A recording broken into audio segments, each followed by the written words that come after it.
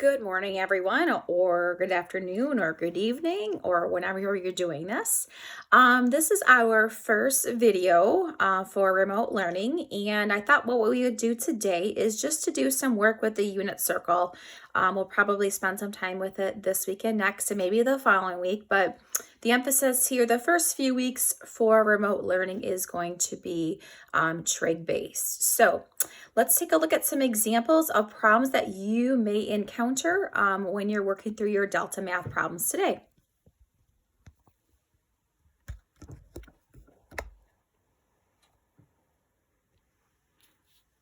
Okay, so the first thing we are going to talk about is how to convert degrees to radians. So if you recall, to convert degrees to radians, we're going to multiply by pi over 180. So let's take a look at an example. Let's say that I have 515 degrees and I'm asked to convert that into radians. So I'm going to multiply this by pi over 180.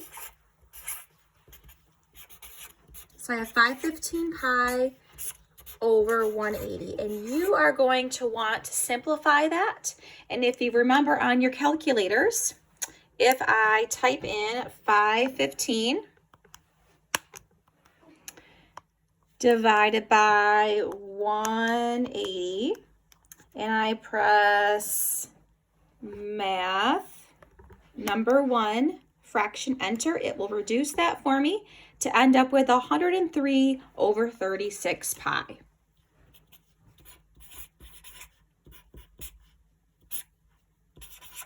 And that is my answer in simplest form. And that's what the problems on Delta Math are going to ask you to do as well. All right, moving on to our next topic that you will be working with is converting an angle that's in radian measure to degrees. So if I start off with, let's say I have -5 radians. So that's a little bit different than what you're used to seeing. You are used to seeing something with a pi in it.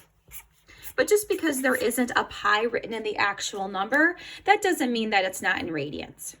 All right, so if I want to convert in radians, and this is my little assistant Snow White helping out here, so you might see her pop in here.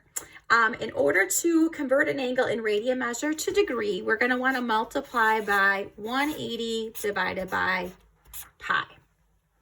So for this first one, I'm going to take -5 and multiply by 180 over pi.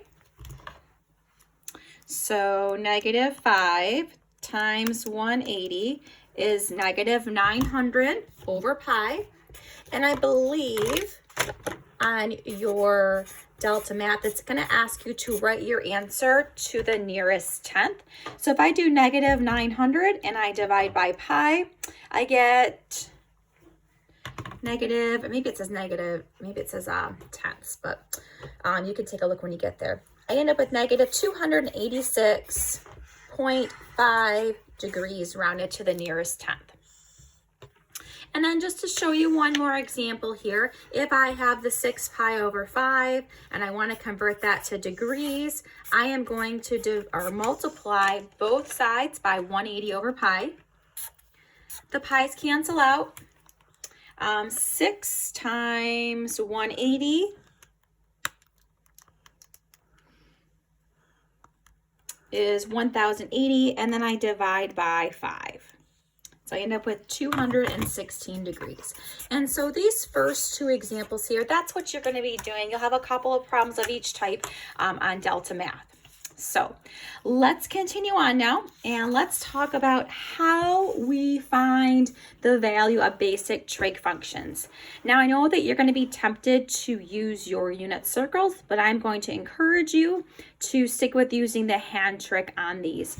If you need a refresher with the hand trick, I did attach 2 videos about using the hand trick on the Google Classroom stream, so please check those out. All right, so let's evaluate some basic trig functions in radians. So find the exact value of the sine of pi over 3. So remember that pi over 3 is 60 degrees. So using the hand trick, if I look at my left hand, remember this is 30, 45, and 60. So I'm going to bend back that 60-degree angle. The number above that bent finger is the numerator for cosine, and then the number down here is the numerator for sine. So the sine value's numerator is going to be the square root of 3. Remember, we always put those over 2.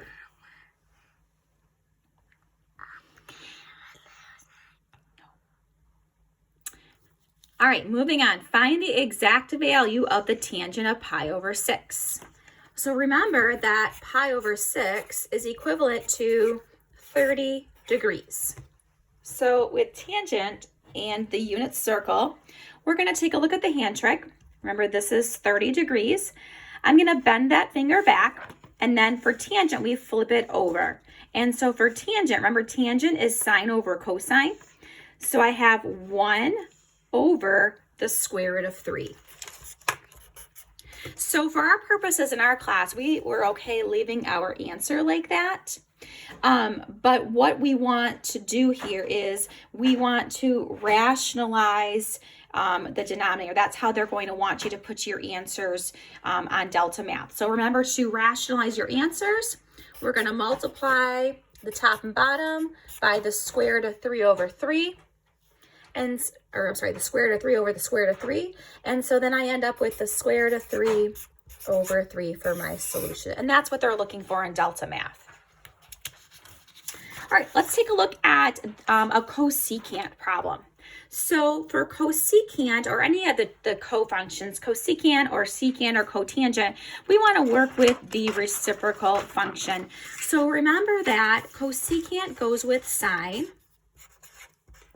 And I want to find the value of the sine of 5 pi over 4.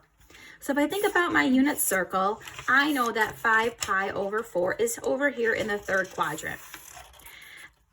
A pi over 4 angle is going to be a 45-degree angle. So if I think about that, if I use the hand trick here, and I look at my 45 degrees, I'm going to bend back my middle finger. And that means that the numerator for cosine is the square root of 2, and the numerator for sine is also the square root of 2. So I know that this value is going to have something to do with the square root of 2 over 2. Because I am in the third quadrant, a smart trig class, I know that that value has to be negative. Okay? So that's the sine of pi over 4. To find the cosecant of that, I need to take the reciprocal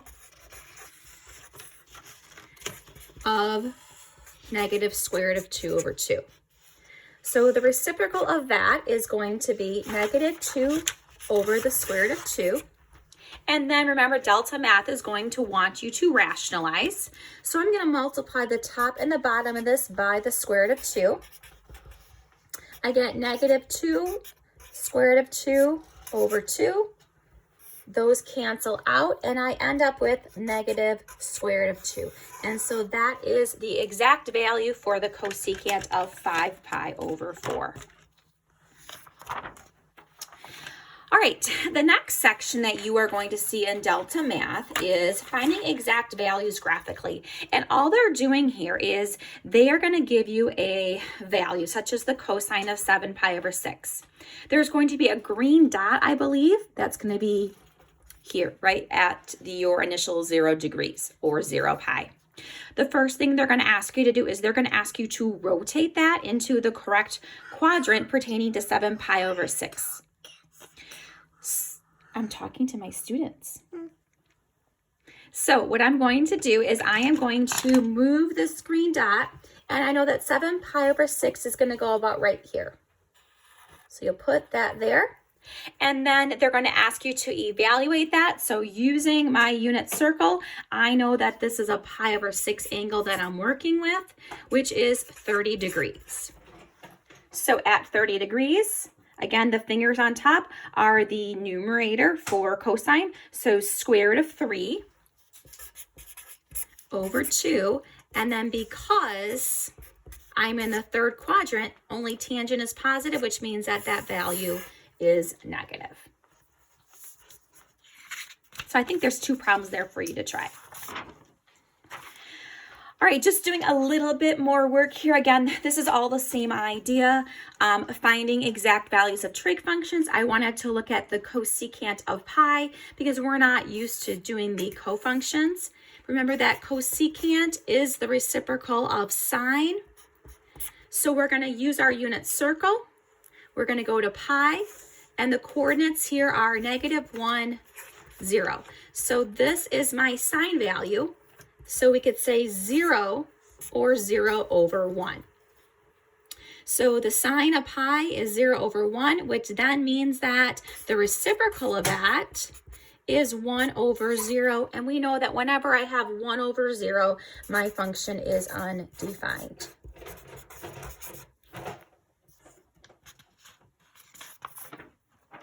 All right, last couple examples. Let's just talk about how to find exact values with degrees. It's the same idea, except now we are in degrees as opposed to radians.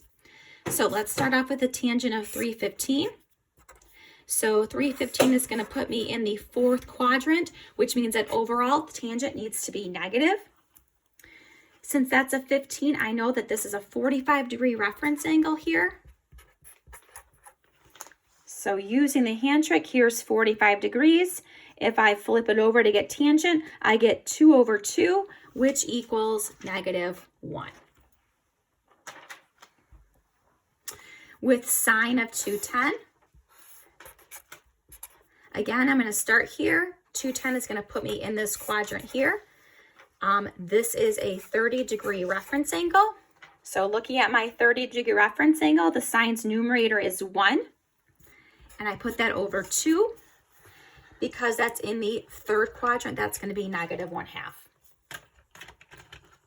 All right, 2 more. Secant of 120 degrees. Remember that secant's reciprocal function is cosine. So if I start here, I know that 120 degrees is going to be in the 2nd quadrant. This is a 60-degree reference angle. So if I go to 60 degrees, the cosine is going to be a 1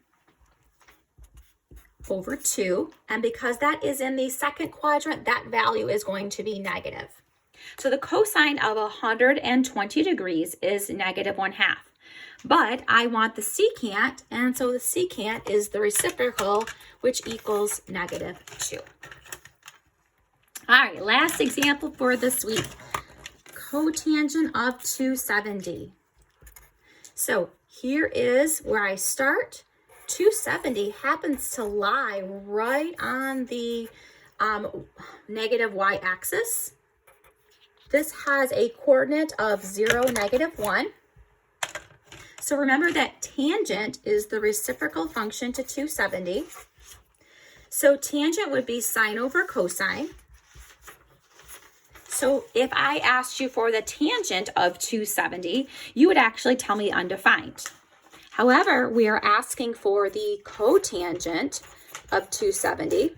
So I flip it over, and when I flip that over, I get 0 over -1, which equals 0. So there we have it. There are some review of finding exact values of trig functions. Please let me know if you have any questions. We, again, will be working a lot more with the unit circle as the weeks progress. I would encourage you to go on to Delta Math and give those problems a try. I believe there's about 24 of them, but they shouldn't take you too long. So if you have any questions, please let me know. Check Google for my office hours. Those begin this week. Again, if you have any questions, let me know. Have a great week, guys. I'll see you next week.